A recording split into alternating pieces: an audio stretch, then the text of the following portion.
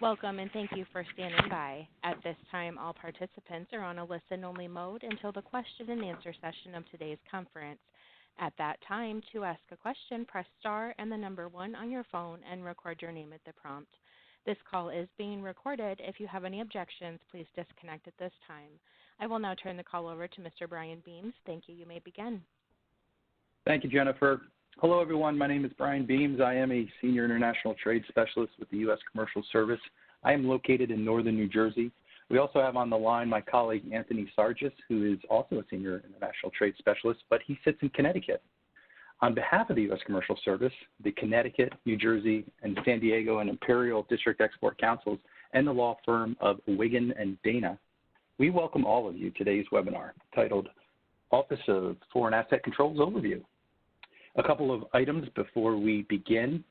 Be sure you are connected using both your telephone and the online WebEx platform that enables you to see the virtual presentation. All telephone lines are currently on mute. We will open the lines for questions at the end of the presentation.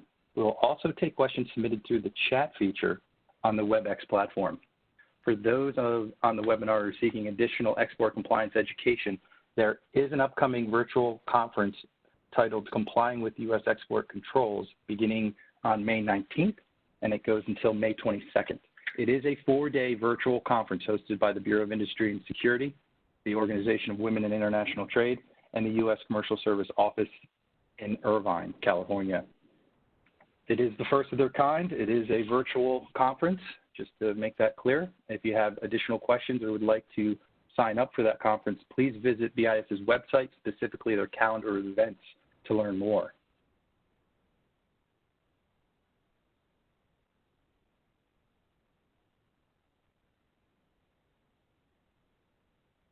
All right. I'd like to take a minute to inform the audience about the U.S. Commercial Service. We are the trade and investment arm of your federal government. We are a division of the International Trade Administration. Our mission is to promote U.S. exports, protect U.S. current commercial interests abroad, and facilitate foreign direct investment in America. We have offices all around the world. Domestically, we are located in almost every state with 108 offices nationwide. Internationally, we have offices in about 70 countries. These offices are within your embassies and consulates around the world. Final note, our website URL has changed. Please note that all U.S. commercial service information can now be found on www.trade.gov. Again, that's www.trade.gov. This slide is just a reminder of the webinars in this series, what ones are left. All 10 webinars will be recorded. Oops, keep going the wrong way here. All right, and moving on to then, I would like to introduce our today's speaker. Her name is Tahlia Townsend. She is a partner at the law firm of Wiggin and Dana. Tahlia is a graduate of the Yale Law School. She is a former federal law clerk and currently a co-chair on the International Trade Compliance Group. She is an experienced international trade compliance counselor and a federal civil litigator trusted by Fortune 500 companies, defense contractors, major universities, and small businesses. She leads a team of seasoned associates with a sophisticated appreciation for the practical challenges of trade compliance. Tahlia has conducted hundreds of internal investigations into potential violations of the U.S. export and sanctions laws and teaches a class on international trade compliance at the University of Connecticut School of Law. Tahlia also assists U.S. and international clients in classifying products, analyzing regulatory requirements, obtaining export licenses, training employees, and conducting direct site audits. And without further ado, I'll hand it over to Tahlia. Great. Thank you very much indeed. I hope everybody can hear me clearly. Maybe I should just do a quick testing. Anthony, can you hear me all right? We can hear you clearly. Tahlia, too, if you do want to share your video, just prompt that button and we can see your video as well. Great, thank you. Unfortunately, my system's being a little glitchy, so I think I might spare you the strange inning and outing of the video. It might make people feel car sick. So I think we're just going to have to go video free. But welcome, everybody. Thank you very much for joining us today. We're going to talk about the basics of U.S. economic sanctions. From the list, I think I have a good number of export compliance officers on the line, so it may be that some of this is familiar to you. Or it may be that you focus on the ITAR and the EAR and don't really have to worry too much about OFAC, and so some of this may be new to you. So let's jump right in. We're going to, oh, there's the video. See, it's been going in and out. Well, maybe it will stay in. So hi, everybody. This is me. Okay, let's move on to the next slide. You know, Anthony, it doesn't seem to be, oh, there it is. Okay. We're going to talk first about an overview, then we'll talk about penalties and enforcement, and then we'll talk about some compliance strategies to make sure that you don't end up in the penalties and enforcement bucket. All right, so what about the overview? Why don't we start with the basics? What are economic sanctions? Well, they are very different from export controls, and there are a couple of different kinds of economic sanctions programs in the U.S., and we're only going to focus on U.S. programs. Other countries do have them, but that's not our mission to talk about today. And within the U.S., in most cases, economic sanctions programs provide a comprehensive prohibition on doing any kind of activity, really any kind of activity, whether directly or indirectly, for or involving or for the benefit of a sanctions target. And that really does mean any kind of activity. And for those of you who are more familiar with export controls, I want to emphasize that that means transactions involving any kinds of goods, even if those goods are EAR 99, which, as those of you who are in export controls know, means that they're not considered sensitive, they're generally freely exportable, but they are not freely exportable in the case of recipients or other parties to the transactions who are the subject of economic sanctions. So any kind of activity at all, even if the goods are EAR 99. Another way in which they're different from export controls is that economic sanctions also prohibit any kind of service being provided to an entity subject to sanctions. And even if the service is free of charge, so even if you're doing it for nothing, even if it's a charitable donation, even if what you're doing is giving CPR to somebody who collapsed on the floor in front of you, if that person is subject to economic sanctions, that would be prohibited. Now, there is a general license that allows CPR for sanctioned entities, so don't worry, you don't need to ask the next person who collapses on the floor in front of you to produce their passport and check that they're not on the list. It's not that silly, but in theory, they really are that broad. And so I like to give that example to remind people how broad the prohibitions are. They also apply to receipt of services. So if you receive a service from an entity subject to sanctions, that's also prohibited. So both directions. In addition, they apply to exports and imports. So importing goods from a party or a country that is subject to sanctions also counts. Now, in addition, they apply to direct and indirect activities. So that means you don't only have to worry about your own activity, but also potentially the activity of other parties like distributors, resellers, integrators, who may be forwarding your goods on. Now, and they also have a very broad application outside of the United States, and we'll talk about that in more detail. So when we say comprehensive prohibitions, the short story is we really mean comprehensive prohibitions. Now, there are a few sanctions regimes that are different and that have much more targeted kinds of restrictions. These are called sectoral sanctions, and we'll talk a little more in a moment about the differences.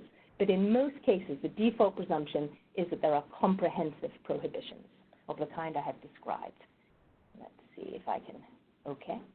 So quick background on why we have them, and the reason that we talk about this is just to help you understand the policy context, so that if you are considering whether a sanction might apply or how it might apply, you have in your head a sense of why they're there, which may help you figure it out when there's a difficult question.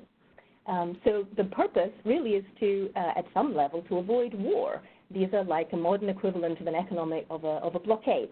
Instead of going to war, we exert pressure on parties that the U.S. government has decided are up to no good of some kind, might be countries, might be individuals, and use the great stick of the U.S. economy and the threat of being cut off from that economy to try to persuade them to do what it is that we think they should be doing.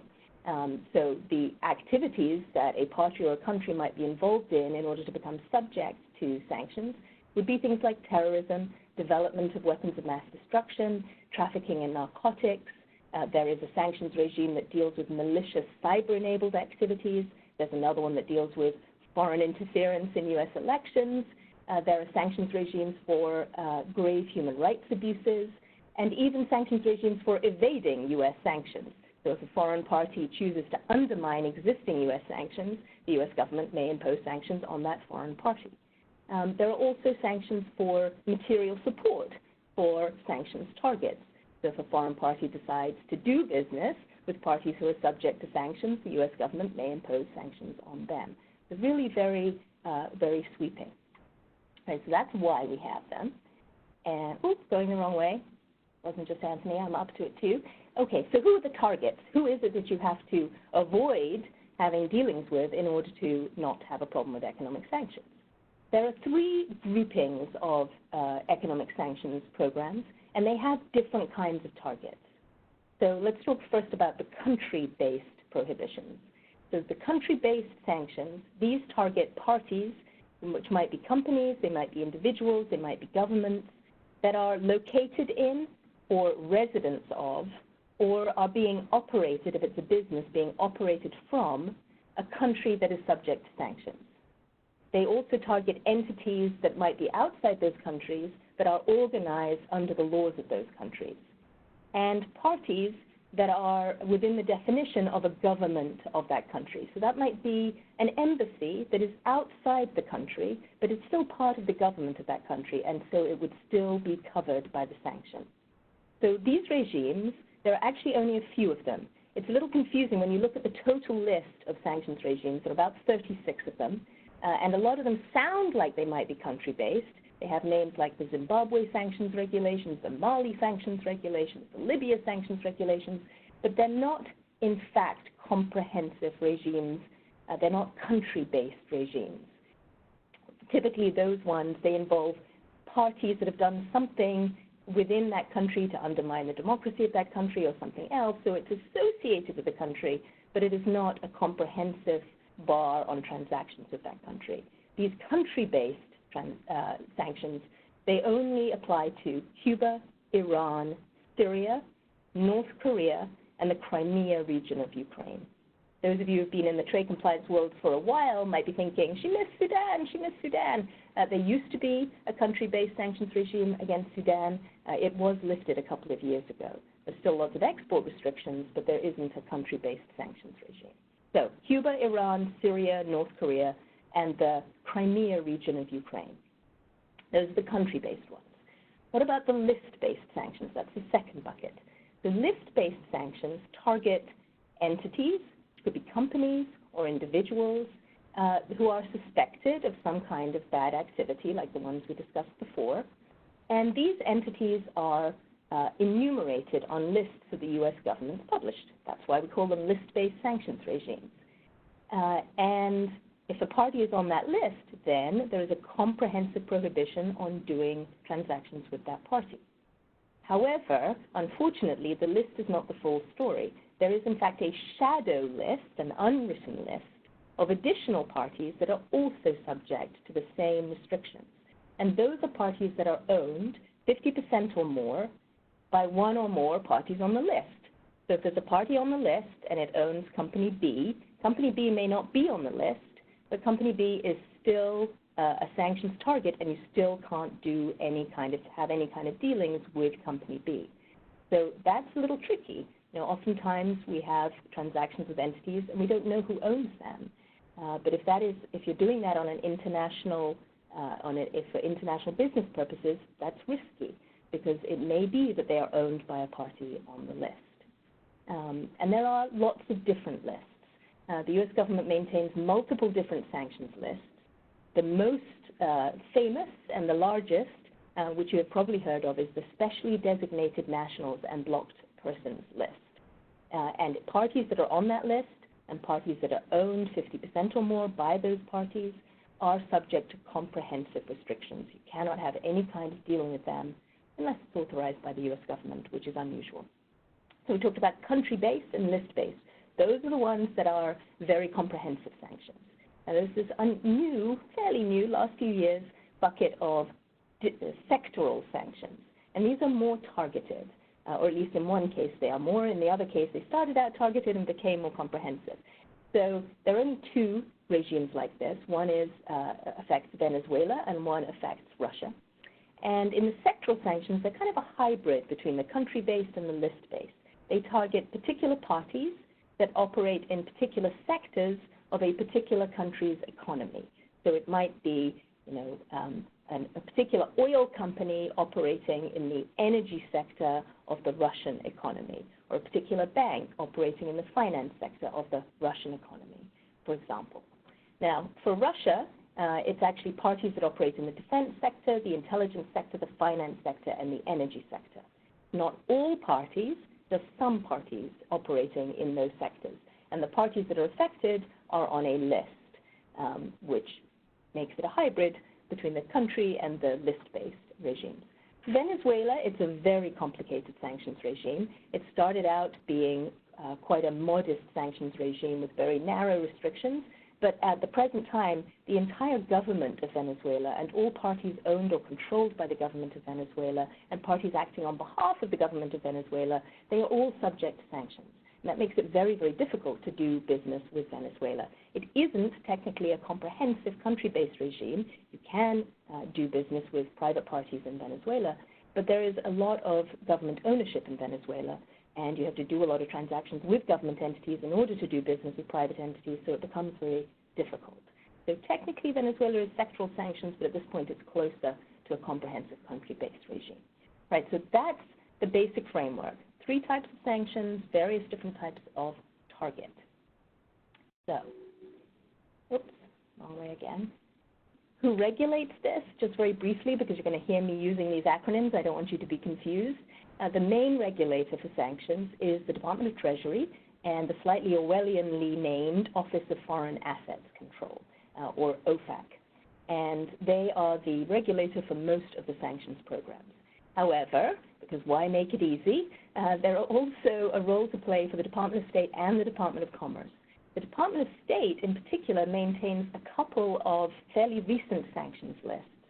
The Cuba restricted list, which is the list of parties that are controlled by the military in Cuba, including hotels and ports and a variety of surprising entities, and something called the CATSA 231 list. CATSA is a reference to the Countering American Adversaries Through Sanctions Act.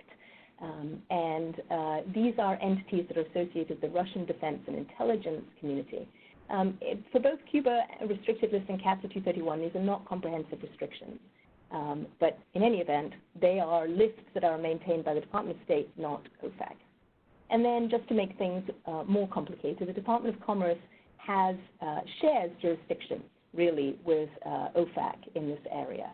So the EAR, the Export Administration Regulations, they incorporate many of the same restrictions, not all of them, but many of the restrictions imposed by OFAC with respect to transactions that are subject to the EAR. So typically, transactions involving U.S. origin goods or goods that are derived from or contain U.S. origin goods.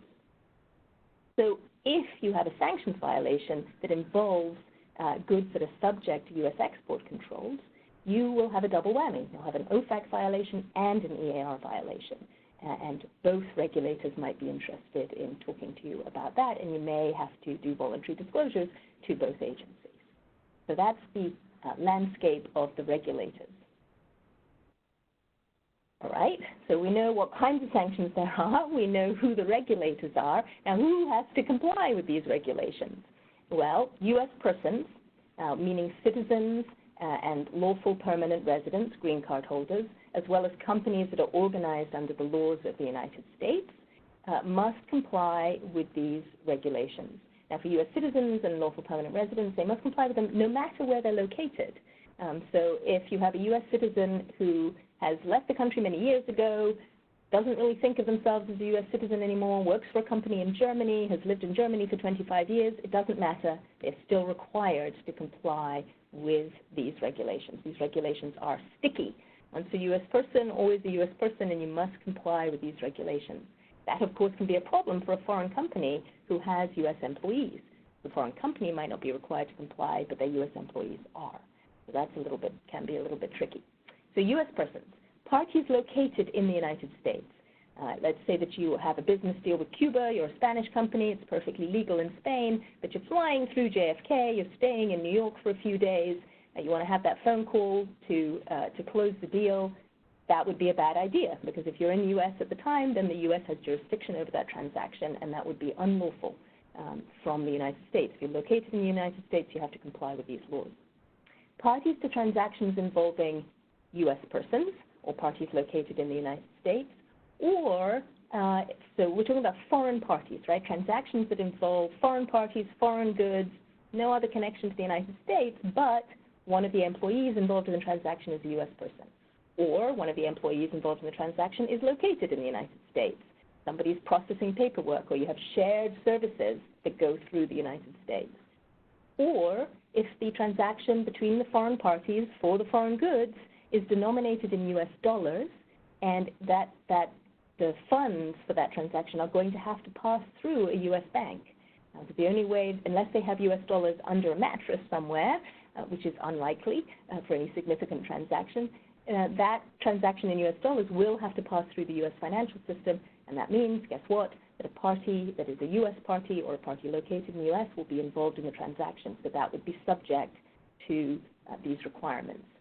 And if there are U.S. origin goods involved in the transaction, then also these requirements will apply. Now, what about U.S.-owned foreign companies? Well, they also have to comply, but only with the Iran and Cuba sanctions regulations, not all of the other regulations. Now, they might need to comply with those other sanctions regulations because they may have U.S. expat employees, or they may be dealing in U.S. origin goods or denominating contracts in U.S. dollars or something. But if they could ensure that they don't have any such other connection to the United States, then they would only technically have to comply with the Iran and Cuba regulations. Now, finally, there are some strange situations in which, even though there is, and you can imagine this is very controversial with our friends in foreign countries, you can have a transaction that has no connection to the United States at all. So there are no U.S. persons, no U.S. dollars, no U.S. goods, nobody located in the United States, no nothing at all. Even then, the U.S. government sometimes asserts jurisdiction over those transactions and reserves the right to impose sanctions on the foreign parties for engaging in activity that undermines U.S. sanctions. And we call those secondary sanctions. Typically, that situation arises when foreign parties do business with certain parties in Iran, North Korea, and Russia, and occasionally also under the Syria regulations. So what the point I'm trying to make here is that they have very broad application, and the sanctions regulations can capture a lot of activity that occurs even outside of the United States, with any kind of hook back to the U.S. So, all right, what can't you do? We talked about this a little bit. I said that they were very comprehensive prohibitions, but let's just dwell on that in a little more detail here. Cannot provide or accept services. You can't provide services to a sanctions target, can't accept services from a sanctions target, and no money has to change hands, even if it's for free. You can't do that. So, for example, you could not contract with a bunch of computer scientists in Crimea to write code for you. Turns out there are a lot of IT folks in Crimea, but Crimea is subject to comprehensive sanctions, so you cannot accept services from them. You also, unless the government authorizes it, you can't make charitable donations to folks in Syria or North Korea or Cuba or Iran. Now, often the government will authorize that kind of activity for humanitarian reasons, but by default it would be prohibited. You can't give services, you can't receive services, and even if it's for free.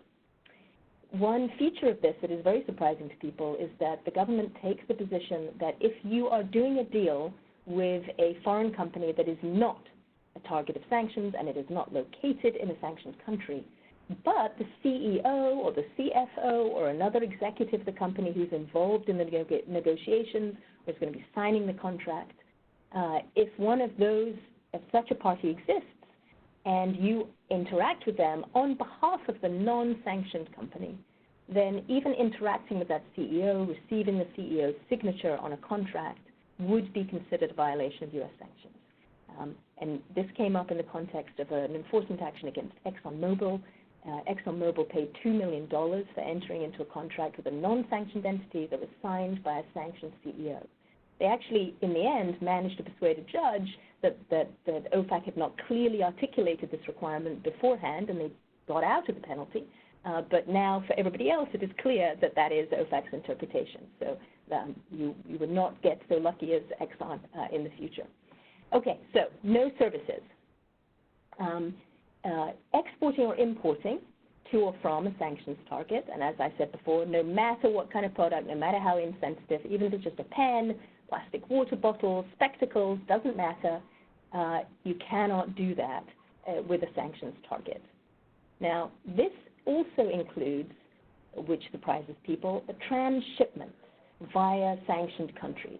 So, for example, if you have goods that you are shipping to Afghanistan, not subject to comprehensive sanctions, and you're shipping them from another country that is not subject to comprehensive sanctions, but to get to Afghanistan, a good trade route, a frequent occurrence is that goods get offloaded in Iran, and then they get put on a truck and driven through Iran and into Afghanistan.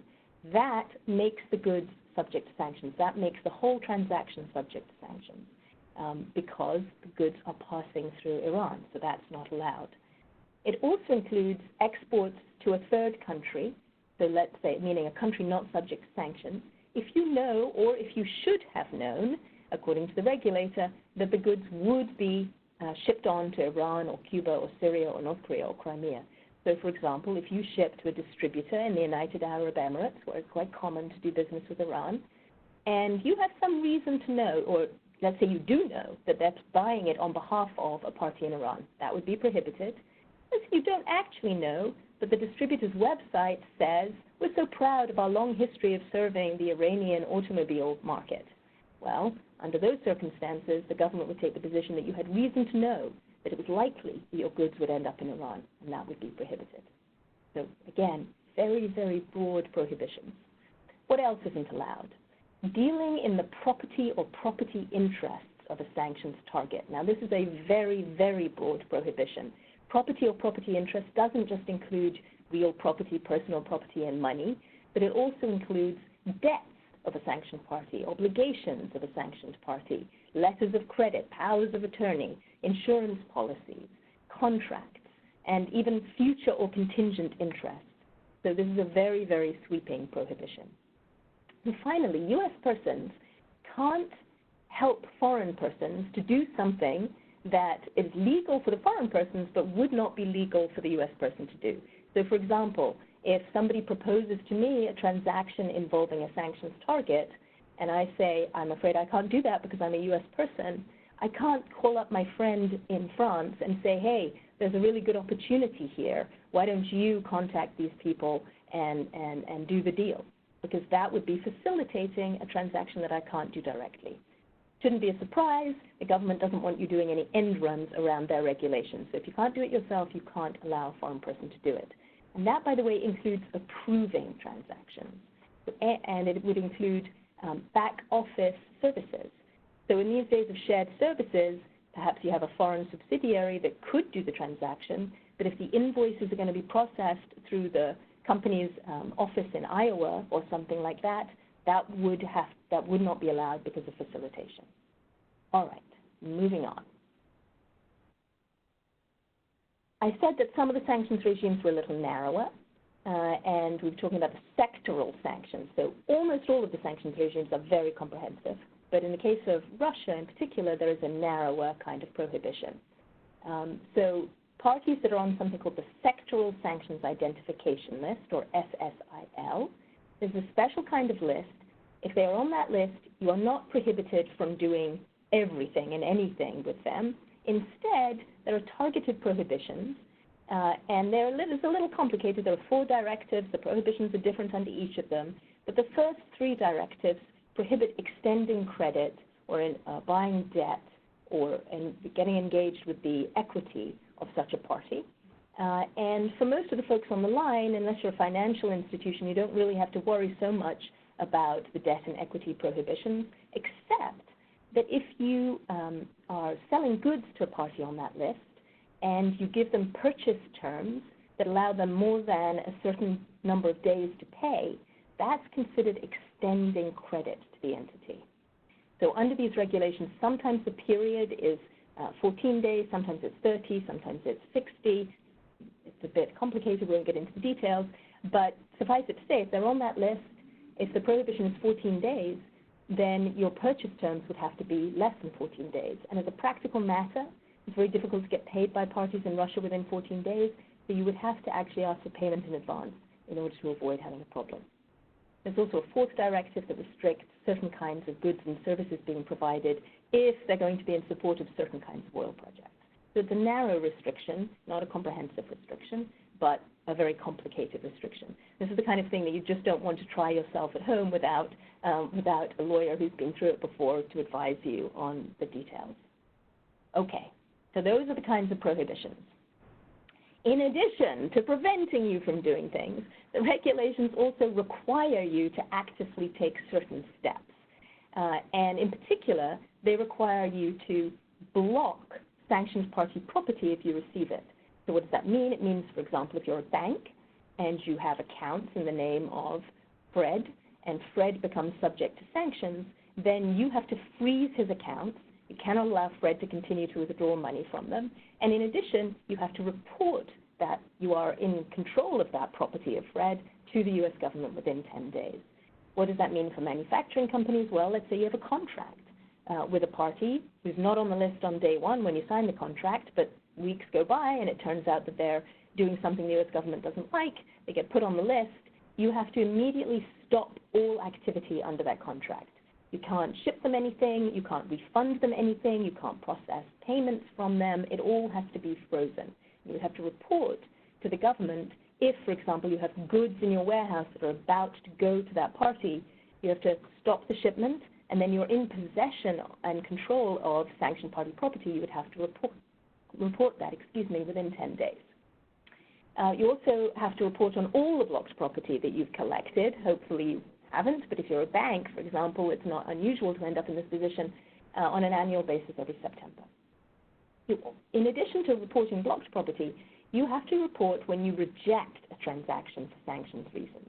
Now, if somebody just calls you up and says, hey, can you send me something to Cuba, at that stage there isn't a transaction to reject. They're just asking advice. But if they actually send you a purchase order and you actually have goods ready to go and then you realize, oh, it involves Cuba, I can't send it, at that point there would be a real transaction, you would really be rejecting, and you would have to report that to the government.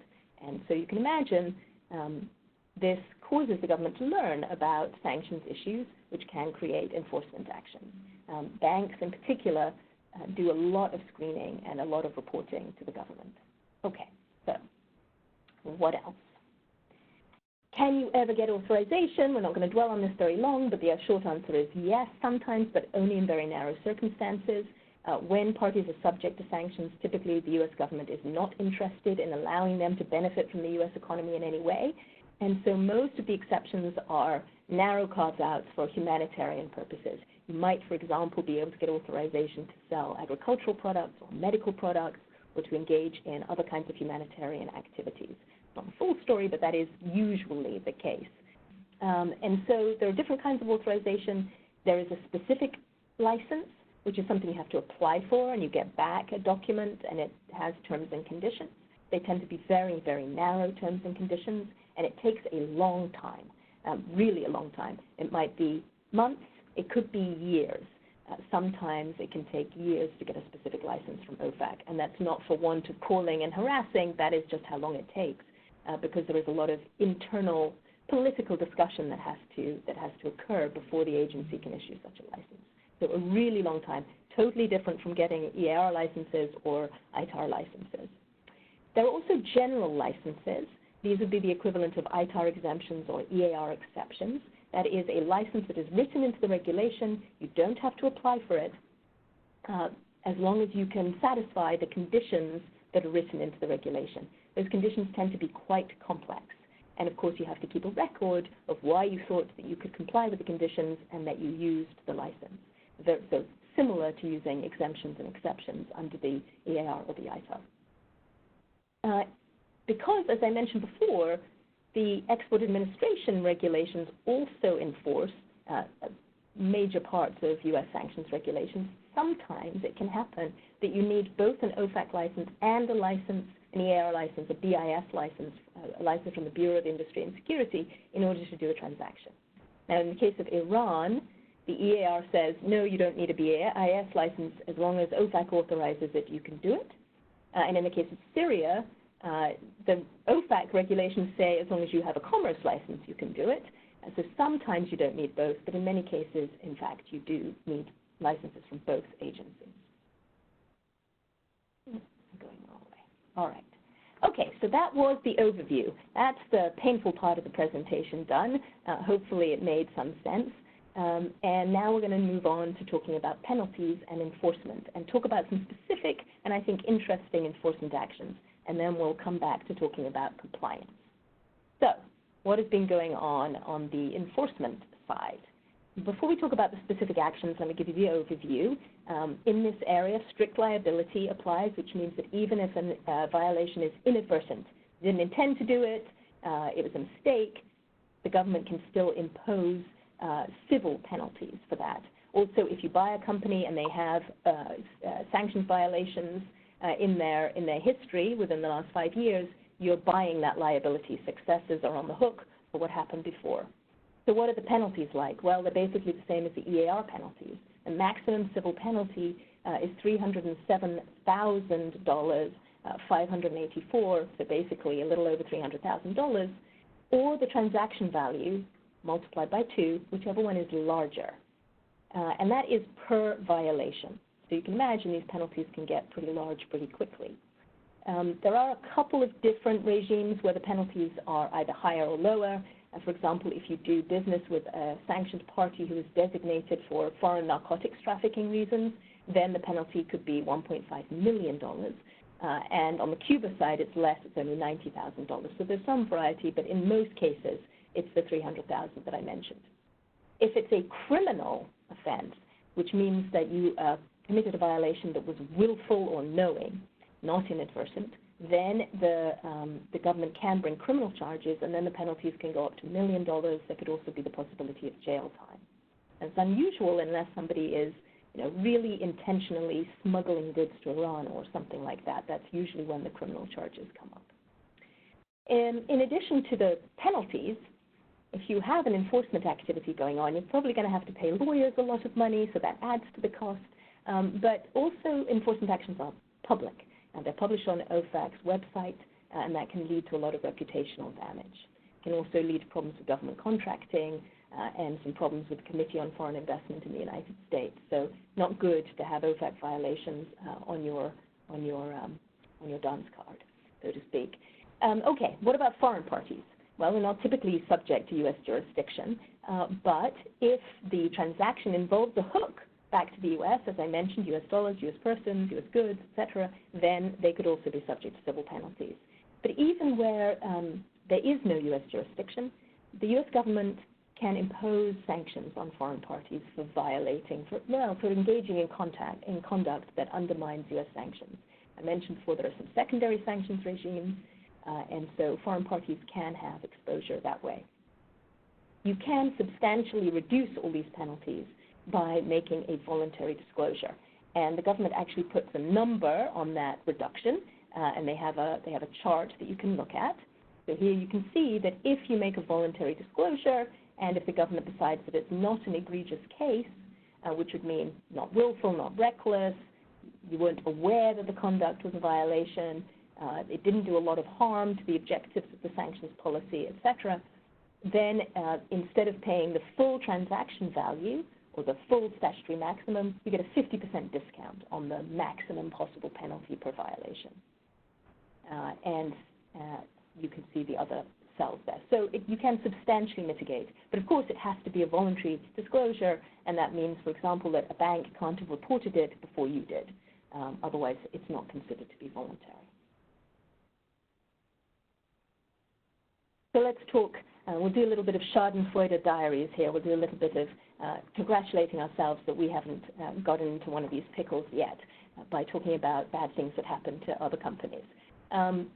For context, last year, OFAC was very busy, and they imposed over $1 billion, that's billion with a B, $1 billion in penalties against 26 companies. Now, some of those were enormous penalties, like $600 million against one particular unfortunate foreign bank.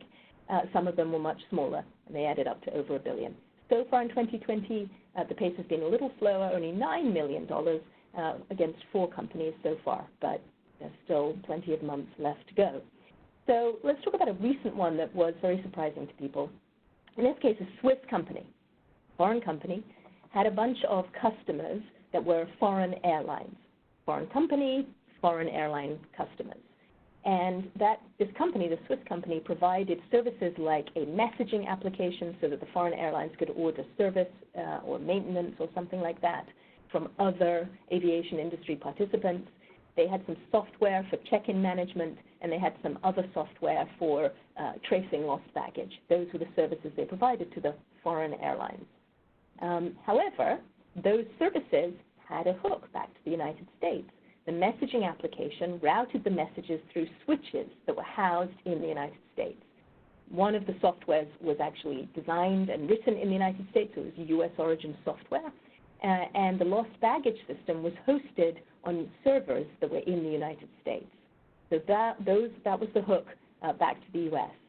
And it turned out that some of the airlines that the Swiss company was providing these services to, going through the United States, were SDNs. That is, they were specially designated nationals. They were subject to sanctions.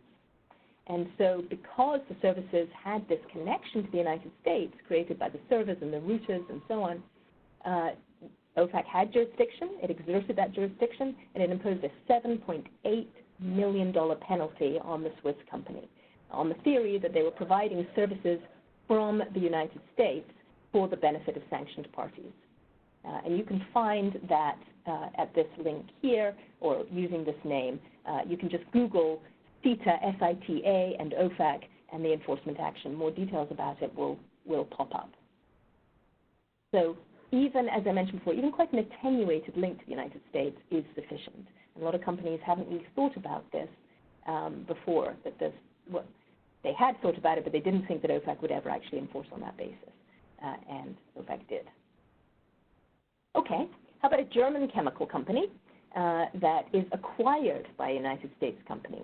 Remember that I said that in most cases, U.S.-owned foreign companies don't have to comply, but they do have to comply in the cases of Iran and Cuba regulations. Now, during negotiations, the U.S. company learned that the German company had clients in Cuba. Not unusual for European companies to do business with Cuba. And so the U.S. company said, sorry, you're going to be acquired by us. You won't be able to continue to do business with Cuba. You're going to have to stop. The German company didn't listen. The U.S. company found out that they had continued to do business with Cuba after the acquisition, and they warned them again, and they warned them again, and then they filed a voluntary disclosure telling OFAC, look, we're very sorry. Our new subsidiary didn't quite understand. They continued to do business with Cuba, but they're stopping now. But it turned out that the German company, even though it said it had stopped, had not stopped. They continued to do business with Cuba. They're thinking, they can't be serious. They want us to make money for them. But in fact, the U.S. company was serious and did want them to stop, and it was their legal obligation to stop. So this resulted in a $5.5 million penalty against the German subsidiary for continuing to do business after being acquired by a U.S. company. In another case, a U.S. company licensed software and sold follow-up software support to a Russian entity that was on that other list that I mentioned, the SSIL list, the Sectoral Sanctions Identification List. Now, as I discussed earlier, that list is not a comprehensive bar, but it prevents you from extending credit for more than a certain period. In this case, the relevant period was 90 days. So the U.S. company issued invoices that called for payment within 70 days. That's lawful, not 90 days, 70 days. It's under the limit. But the Russian company wasn't able to make the payment within that period because they needed certain tax information that the U.S. company was slow in getting to them. And so they paid one of the invoices, and it went through. It was late, but it still went through. The second invoice, which was also very late, got captured by the bank. The bank in the U.S., which also has to comply with these regulations, identified the fact that it was outside of the relevant period, and they rejected it. And so then the Russian company and the U.S. company decided that the smart thing to do would be to reissue the problematic invoice, just redate it, and then the payment wouldn't be late and there wouldn't be a problem. Well, that's evading sanctions. That made OFAC rather unhappy, and they slapped actually quite a small penalty, only $75,000, plus all the lawyers' fees, of course, on the company for that activity. And this was the first time that OFAC had actually enforced this extension of credit restriction. So sending a signal that they did mean that you really couldn't accept payment outside of those dates. So what else? Well, this one is really very interesting and quite recent, just at the end of last year. And it's important to pay attention to this one because it really shows how far-reaching the regulations can be. So in this case, a U.S. company leased 3 aircraft engines to a company in UAE. UAE is not subject to sanctions. The company in UAE was not subject to sanctions. That UAE entity, in turn, leased the engines, subleased the engines to a Ukrainian airline. Ukrainian airline was not in Crimea. They were not subject to sanctions.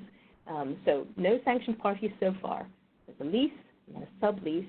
And then the entity in Ukraine actually went ahead and installed the engines on an aircraft that they then leased to an SDN airline.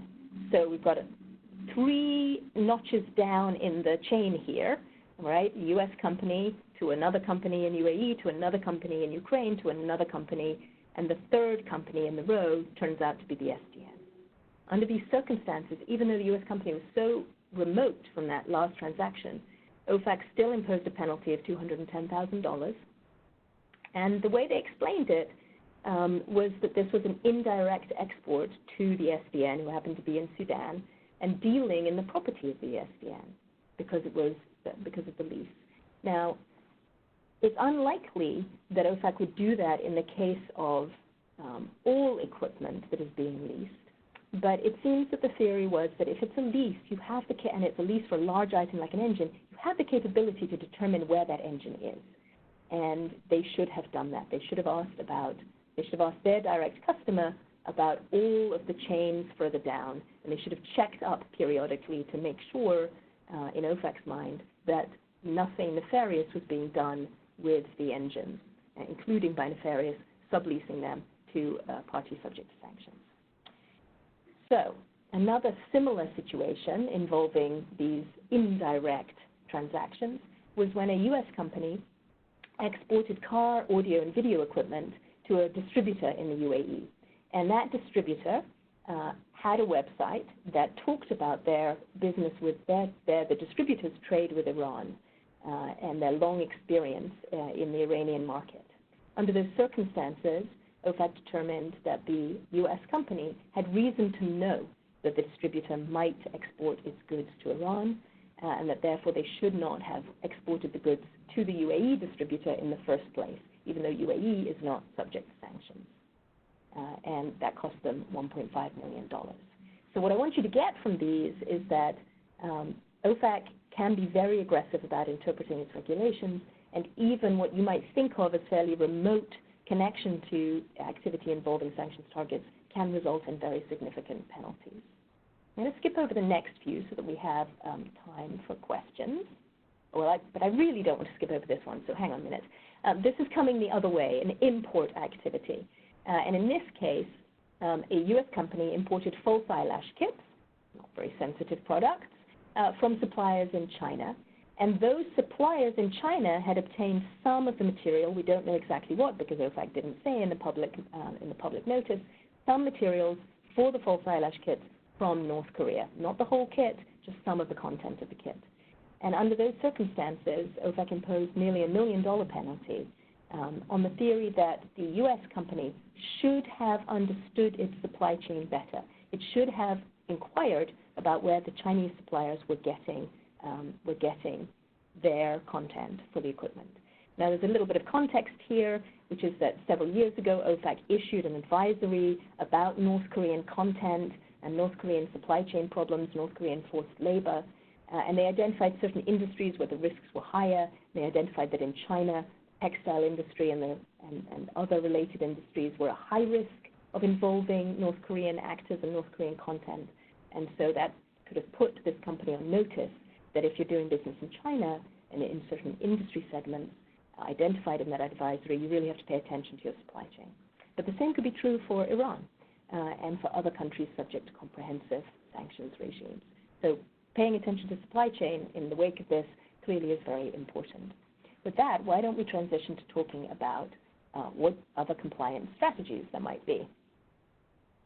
So what does OFAC expect from companies in order to avoid ending up in that situation?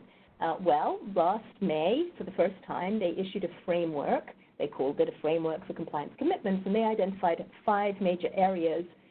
First, they identified that companies should have a sanctions compliance program. It is not a legal requirement. The legal requirement is not to violate U.S. sanctions, but it's difficult not to violate U.S. sanctions if you don't have a compliance program. And so they encourage companies to have what they call a risk-based sanctions program. If you don't have any international footprint, no international investors, no international customers, no international suppliers, no international nothing, then your risk is very low and perhaps you don't need a program. But if you have an international footprint, then the idea is that you would assess the risk of it and create a program that is tailored to your own risk. So what are the elements that they require in one of these programs? Should be familiar to everybody on the line who has experience with export compliance programs. Management commitment, which includes, and this is noteworthy, officials who have appropriate expertise and training. So it's not good enough to tap the shipping department person on the shoulder and say, hey, will you become our sanctions compliance officer, unless that person gets proper training and expertise in the regulations. And they also have to have routine meetings with management. Management can't just isolate themselves in the back and say, hey, sanctions compliance person, you deal with it. That is not good enough in OFAC's view. There should be regular discussion. Right, so that's management commitment. 2, risk assessment. They encourage companies to look at the entire business landscape for their company, including who their customers are, what their supply chain is, where there are counterparties are located, what kinds of products they have, how likely those products are to be of interest to sanctioned parties, and where they manufacture things globally, and consider whether there is a risk. So, for example, if you're doing a lot of business in Russia, that would be a high risk because there are sanctions associated with parties in Russia. If you're doing business in UAE, where there is a lot of trade with Iran, that would be another risk. Doing business in the EU, trade with Cuba and Iran is a risk. And so you have to assess what the risk of to your business is. And then calibrate procedures to that risk. And as you go around, if you find problems, then you would perform root cause and corrective action analysis, and then go back and update your risk assessment in light of it. That's what OFAC expects. Now, where does the rubber hit the road? Obviously with the internal controls. It doesn't help to have risk assessment if you don't have any processes to control the risk. So they expect there to be processes, and they expect those processes to be integrated into daily activity. So not just a compliance manual that sits on the shelf somewhere, but actual work instructions that employees can follow that are tied to their tasks, wherever those tasks might have a connection to sanctions, and where they might be able to be a gatekeeper to prevent sanctions violations. They also recommended that there be an independent audit function that routinely tests whether the procedures are working, and that not be done by the same people who wrote the procedures, but by an independent group. And if you're using any technology to assist with sanctions compliance, that technology be robustly tested. And then as to training, that's the 5th element, they did explicitly say that it should be done at least annually, and this part is rather surprising, that it should include information for interested stakeholders, including, and these are OFAC's words, clients, suppliers, partners, and counterparties. Now, it might be that you don't have to do full-on training for those entities, but there has to be communication to them regarding OFAC compliance obligations. So it is clear to everybody that you must comply and that you expect them to comply also, and clear what those obligations are. That is what OFAC expects. So what does this all mean in practice? You're going to need some tool for sanctions screening and for knowing who your customers are so you can assess risk and the various other things. I'm going to go through them one by one so we don't need to spend time on the menu. What does it mean to do sanctions screening? Sanctions screening is intended to identify parties who are subject to sanctions. There are a couple of options. You can obtain manual copies of the lists and look up party names. That can be very difficult to do if you have a lot of trade internationally. So there are also automated solutions available that can be plugged into an ERP system, and which will automatically screen the names that you enter into your ERP system or your customer order system or your contacts management system. Screening needs to be done, obviously, when you onboard a new connection, but the lists change. So a party may not be on the list today, and it may be on the list tomorrow. And so there has to be some regular rescreening of existing parties, at least parties that are at risk of becoming subject to sanctions. If you're doing business with a very large U.S. defense contractor, it's very unlikely that they will become subject to OFAC sanctions, so you might not need to rescreen them. If you're doing business with parties in Russia that are involved in the oil industry, it might be a higher risk that they would become subject to sanctions, and you would need to rescreen them periodically. Now, screening leads to a lot of challenges, and I want to take a few moments to talk about those. When you initiate screening, or if you've already initiated it, you'll know this firsthand, you can end up with a lot of false positives. They can be due to common names.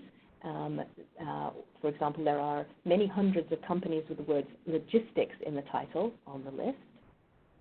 Or they can be due to fuzzy matching. That is, you might set the matching of your system to allow you to make a spelling mistake and still pick up a match. That's a good idea, except that when you do that, if it can ignore spelling mistakes, then it's also going to generate matches to things that are not real matches. And another problem that happens is that when you sign up for an automated tool, sometimes it comes with a long list of potential lists that you might check against, and one of them might be, the Maricopa County Sheriff's Office Most Wanted list. Well, if you include that list and you then screen for John Smith, you're probably going to get quite a few hits. So, choosing which list you screen against is very important to reduce the false positives. On the flip side, you can get a lot of false negatives. You screen for a party, you get no hit, but in fact that party is still subject to sanctions. That can come up in a few different ways. The lists can change, as I mentioned, so they weren't sanctioned yesterday, but they are today, and maybe your system wasn't updated. You may not have chosen all of the correct lists.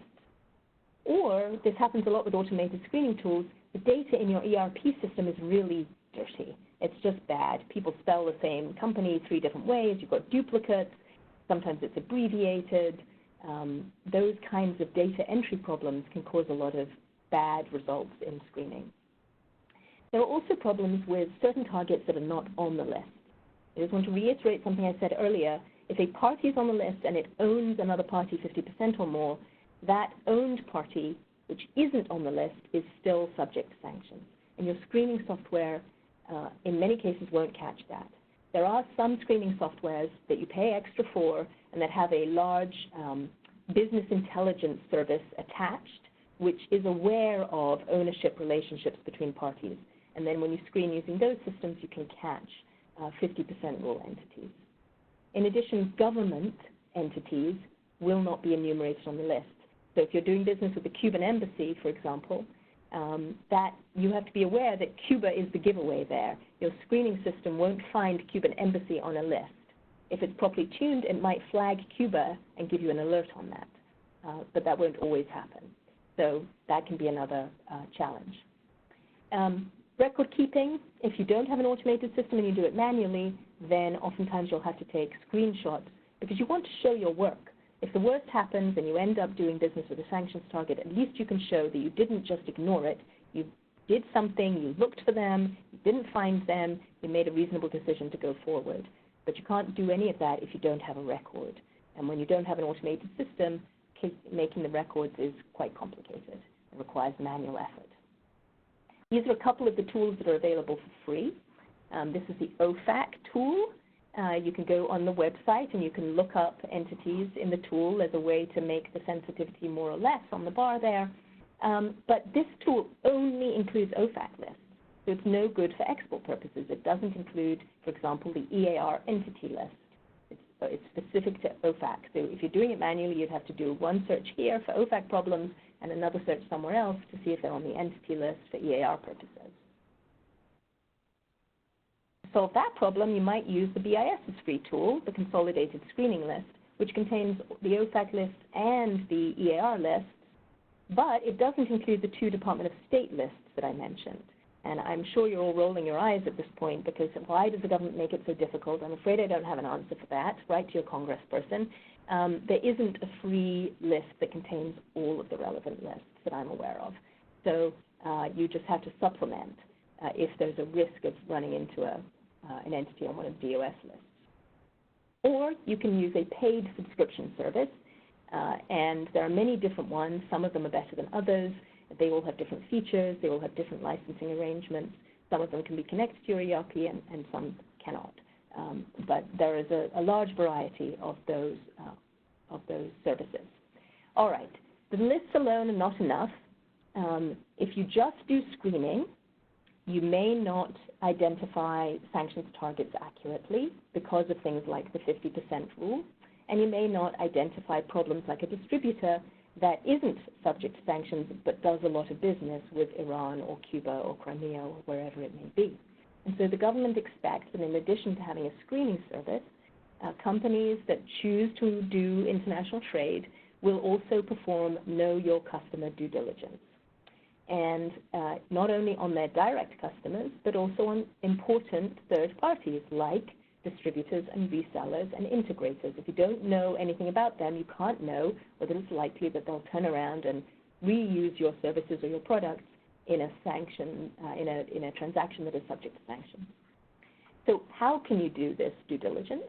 Well, there are business intelligence services which you have to pay for, but which tend to have a lot of information on entities.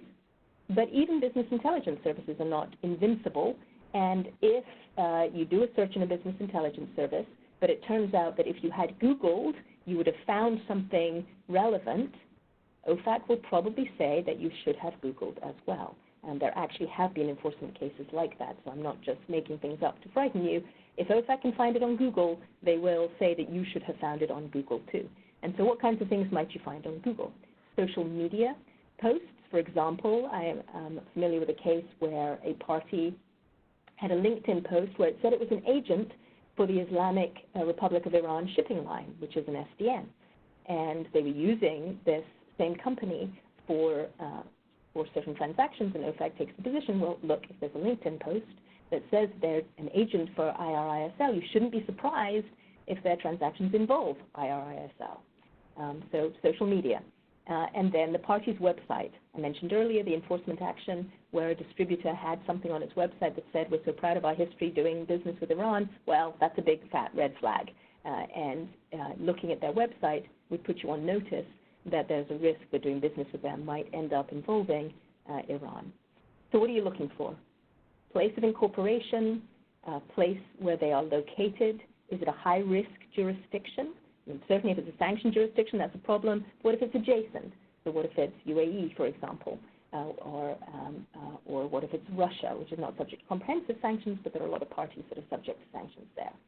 What if they give you an address that is supposed to be a business address, but it turns out to be a hotel in China on the North Korean border? That would be a red flag.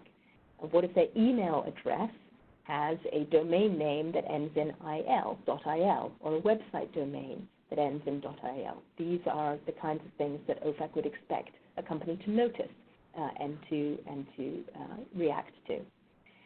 What kinds of markets does the third party do business in themselves? Do they talk about doing business with sanctions targets or sanctioned countries? Ownership. The only way to find out if a party is subject to the 50% rule is to know something about their ownership and then screen their ownership. Now, it may not be appropriate to do that in every circumstance on a risk basis, but in certain circumstances, OFAC certainly expects you to do it, particularly with respect to high-risk jurisdictions. For example, in Russia, there are many complicated business relationships. There are a lot of sanctioned parties that own other companies, that in turn own other companies, that because of the sanctioned party at the top of the ownership structure are subject to sanctions. It's very common in certain countries. Russia is one of them. If you're doing a lot of business in Russia, if you fail to ask about ownership, that's a big risk. Okay, and when to do this research? At the outset of the relationship, but also periodically afterwards, because addresses change, business line changes, ownership can change. Some of this you can agree contractually. You can impose requirements on third parties to notify you if their ownership changes and that kind of thing. But it's not really enough to do it once and then forget about it if you have a long-term, large-volume relationship with a party. All right. So speaking about contract terms, we'll get to that in a second. If you have a relationship and you screen a party and the party is all good, that's still not necessarily enough, because what if a party that is not subject to sanctions is going to engage in or try to engage you in transactions that do involve a sanctions target? In order to catch that, you really have to have a system for screening particular transactions. So, for example, you might have an arrangement where a party who you've screened and is not subject to sanctions engages you in a transaction, but a different party pays the bill, a different bill to party. Then you've got to know something about the bill to party in order to know whether the transaction is okay or not. You'll be familiar with the BIS red flags for dodgy transactions, red flags for diversion, looking at the destination, whether there are incomplete or falsified documents. A couple of other areas, just quickly before we transition to questions, to look at and to think about are, what if you do a transaction and at the first it's fine, but you're going to do aftermarket services? And those aftermarket services might involve parties who are not parties to your transaction. So let's say you sell software to a reseller, and then or hardware, and they are going to sell it to other parties. When those other parties buy it, they have the option to activate an aftermarket service system with you. They can go on, they can register their product, they can go onto a website and register. At that point, you need a process to check the new parties that are registering so that you don't inadvertently provide services to a party who is in Iran or a party who is subject to sanctions. So that aftermarket situation is something that you need to have a process for, because it can catch you out. Similarly, what if you sell to a company that is in Spain, but it turns out that they have an office in Cuba and they use your product across all of their sites? That could be a risk that you would want to anticipate. And if you are receiving information after the fact, you need to have a system to screen that. So this often comes up with distributors. You sell to a distributor, you don't know who the end user is. The distributor is just buying to their own inventory, and then they go off and make whatever sales. You tell them don't sell to sanctioned parties, and they say we won't. And then they send you a report that details all the parties, or at least the territories into which they sold. But you don't screen that report, and years go by, and then it turns out that they have been consistently reselling, even despite your contract terms, into Cuba. Having those reports lying around is like having a loaded gun lying around waiting for OFAC to shoot you with it. So if you are going to receive information after the fact, it's important to have due diligence processes for that too. Okay, with that, I think I will wrap up and let you start asking some questions. I'm going to hand it back to Thanks, Tahlia. I'd like to thank the law firm Wiggin and Dana, specifically Tahlia Townsend, for sharing her time, knowledge, and experience. We are moving forward with the Q&A portion of the webinar. Jennifer, please provide the audience instructions on how to ask a question.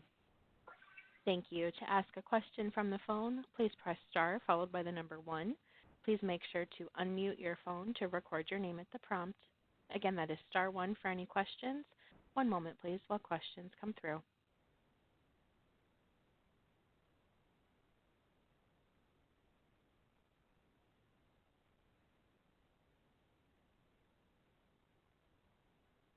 Stunned silence. Tahlia, while we're waiting for the first question, I did get a written question in. Can I appeal a denial of my license application? You can request reconsideration. You could resubmit the license application. You could contact the head of the licensing division for the reasons that it was denied. But your chances of prevailing are probably quite slim unless you believe there was a legal error or unless you have new information that was not provided in the original license application. Thank you. And then just a follow-up question. And I know you mentioned the time frames can vary, but how can I find out the status of a pending license application? That's an excellent question. Unfortunately, OFAC is rather a black box in that regard. You call the number and they just helpfully tell you that you get an automated message system that just says, your license application is pending. Thank you, I knew that. It's been pending for 2 years. The answer is that you really have to try to find out who the licensing officer is and contact them, or call the head of the licensing division, for which you have to have a phone number, which is no longer publicly available, but some folks who've been doing this for a long time have those numbers, and then you can call and inquire. Won't necessarily tell you very much other than that it's pending, but sometimes you can extract some information that way. Not very satisfactory, I know, and very different from dealing with BIS and DDTC. Thank you, Tahlia. Jennifer, do we have any questions coming in from the phone line? No questions from the phone. It is *1 for any questions. I did get another question. It's kind of vague about OFAC information on a credit report, but it's not. Okay. It's fairly vague. Is that information included on a credit report? So, meaning, would you know from a credit report whether a party was subject to sanctions? If that's the question, then no, not necessarily. You would need to screen the party. It may not be apparent from a credit report that the person you're doing business with is subject to economic sanctions.